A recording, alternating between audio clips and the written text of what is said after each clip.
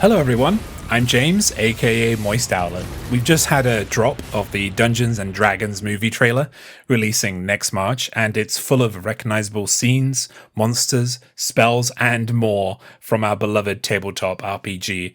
As a longtime fan of the game, I thought I'd do a quick trailer breakdown of everything we see to the best of my ability.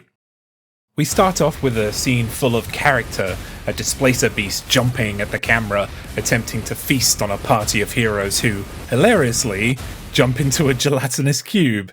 Longtime fans will know that this is definitely not ideal, with both monsters being potentially deadly. The displacer beast is an animal notoriously hard to hit, and the cube being notoriously hard to get out of. A true rock in a hard place moment. Really excited to see this scene play out. One of the heroes is a tiefling, and her first moment in this trailer is traversing through a dimension door to another location, maybe, or a plane shift. Either way, I love the camera transition here. And of course, the classic, an adult black dragon, recognizable by not only its color, but the horns that spiral off the side of its head. Black dragons are some of the fiercer dragons out there, being able to, well, melt anyone they wish. They are conniving and slow in their revenge or scheming, so I wonder what this dragon had against this army. Or maybe it was just hungry. Or maybe we'll learn later. This amphitheater here is most likely the one shown in the first scene. That's definitely a fireball being thrown off the top of it. This may be Waterdeep or Neverwinter, but it's hard to figure out with no surrounding wide shots. And we see our first shot of a spell named Globe of Invulnerability, which nullifies any spell of 5th level or lower. Fireball being a 3rd level spell, this checks out. And the classic title screen. I feel with this font and symbol use, this movie will be encompassing all editions of D&D and what D&D represents, which is great and accessible for everyone, young and old, in this community. Our first wide shot, I'm pretty sure this is Neverwinter now, and that's the amphitheater in the foreground of the city. I don't see Mount Hattonel though, but it could be hidden behind the Tower Palace somewhere. The Neverwinter wood surrounds it as well, as you can see. I could be wrong here, of course, but this place is known as the Jewel in the North, and I'm seeing extravagance here. This is an old dwarven forge of some kind, maybe underneath Neverwinter, I'm not sure. We know this due to the runes on the artifact they are foolishly touching, and the statues in the foreground. I have honestly no clue about this helmet, to be honest, so if you do, hit me up in the comments. There's not many magical helms in the D&D universe, so yeah, I had a look myself and I couldn't see anything that looks similar.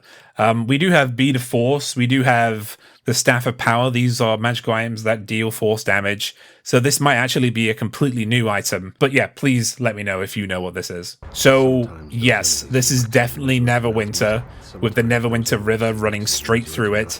Awesome wide shots here. It's super sick to see a full battle. Again, not sure what this battle is about.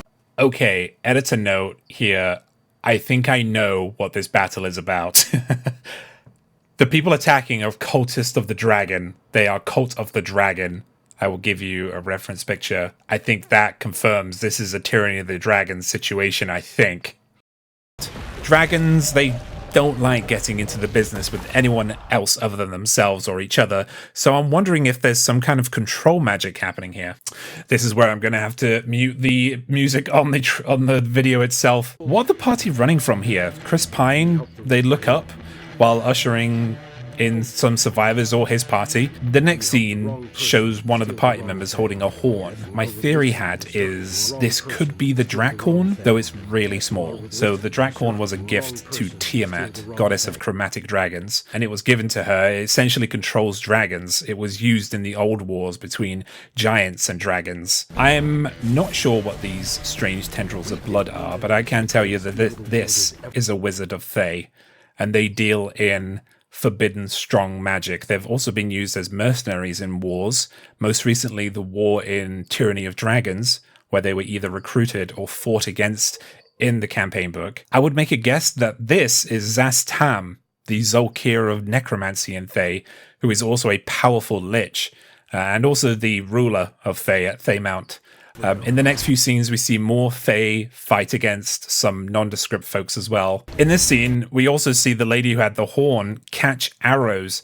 This could be one of many things, but my two top culprits here are either the shield spell being used or an arrow catching shield. Probably not the arrow catching shield since she looks to be a spellcaster. Really dope though, and they're going to use the time stop spell.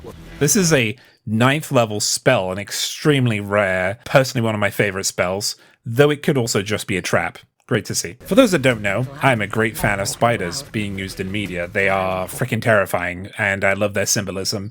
We see one here climbing a tree surrounded by red moss. I'm not sure what this could be, to be honest, so any help in the comments with this one would also be appreciated. The jokes are very funny.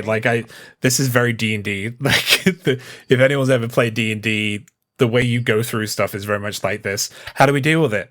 Let's go to the bar, let's have a drink. Amazing white shots, we got some really good shots there. I can't really give you much detail on them because there wasn't really much shot in them, but they're very beautiful. That is a flame tongue axe. Amazing.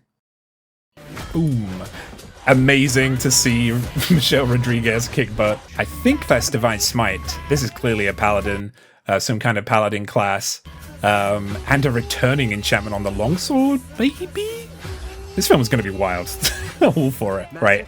Here's another one, folks. I'm losing my mind over this helmet. Whatever it is powerful. That cone that it blasts is 120 feet, and it projects out into Neverwinter. Any help with it? I've been trying to look for the symbol on it. Any help with it, let me know. So, minor critique, and it's not a big deal really, but I'm guessing the tiefling in the party is a druid. She turns from a horse into an owlbear. Cool, thematically. The issue is druids can only turn into beasts, and owlbears are abominations. Still a great scene though. We all love an owlbear, and to be honest, D&D is all about just having fun. So, I would let this happen. That's a brass dragon, I think. Just based on its kind of webbed all-body wing that goes all tapered towards the end of the tail. That's very much like a brass dragon. Underutilized metallic dragon, to be honest. It's a good dragon. By the way, all metallics are. Oh, tend to be. As a DM, you can change that. They love to chat. Literally. Brass dragons, they love to chat for hours. I'm serious. They just love a conversation. Wow. This is the Underdark. This is the Underdark.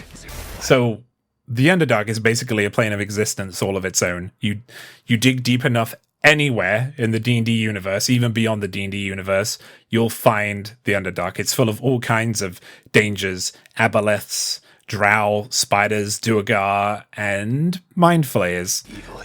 And this is theory stuff. I say mind flayers because these humanoids in the trailers have glowing swords and shadowed eyes. They could be Githyanki, but they're most likely Thay again, using the green flame blade cantrip. Listen, I have no idea who Hugh Grant's character could be, but I'm very curious. In Neverwinter, there's a lot of greedy people, so it could be anyone, literally. A mimic! Listen, I hope they go wild with this. Sure, you've heard of a chest mimic, but what about a scroll mimic or a headband mimic? The possibilities are endless in this maze. Okay, we see a really nice shot of the Thay here, and a confirmation that they are indeed Thay. We know they're Thay because they have really high collars, they wear red, like a crimson red, and they have black tattoos, kind of like blackened tattoos, very pale, and they're spellcasters. And she uses a great use of Misty Step here, one of the best escape tools in the game for spellcasters. Listen, that red dragon best have a reason for being that large. Maybe there's a fire elemental beneath Neverwinter that keeps the city from ever experiencing snow or cold weather, so maybe the dragon ate it. I don't know. So this last scene with the druid and the bard is so hilarious because we've all had plans as a party. We know what the plans mean. Typically, it means that 10% of the plan actually happens, and the rest is made up and complete chaos. It's also a cheeky reference to Critical Role, I think. So that was my kind of short video breakdown on the Dungeons & Dragons movie trailer. Overall, I'm very excited for this. It doesn't seem to take itself too seriously while also throwing in tons of references, as this video has pointed out. Are you excited for the movie? What are you most excited for, and what do you think they should add into the movie? Let me know in the comments or social media. I've been James, and I'll see you next time.